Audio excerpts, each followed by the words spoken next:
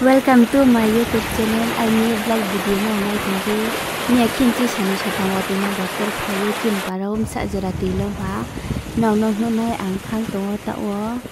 Chin pisari ding ke pisari ro tuilom mo tuilom phi pa ha nala ro lo tuilom pa ha.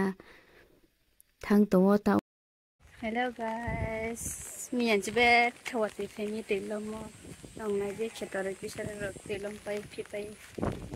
Tao và tụi nó về đây chúng nó tụi nó muốn nó này sẽ làm bát thà là giang cái chuyện này pichari to giang cái bụng khét tụi lom tham mi jala rồi lo ball bay sẽ pichari bay yang tham sẽ ha và tụi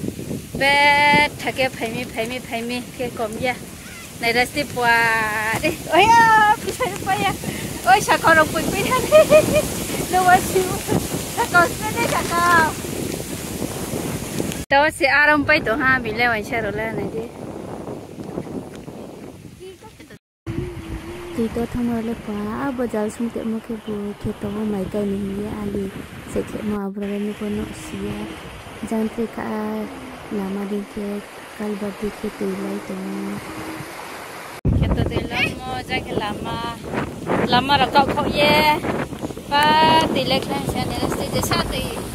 thăng lên vô cái tuần này tính sẽ đi vậy à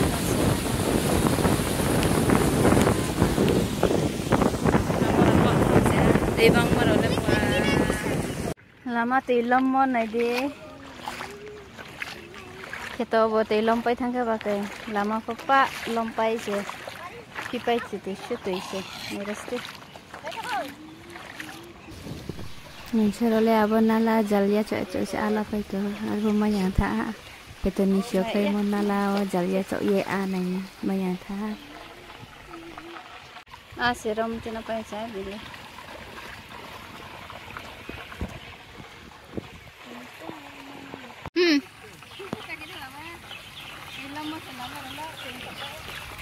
lama sih sih lama kok sẽ cả jal xong sẽ ram paim sẽ hành đến đây để mấy hành này này nó có mấy hành này cái gì nè mà đi khi và thằng này nó sẽ mấy bé ha cái tàu tùy lắm mà jal xong sẽ aram mấy bé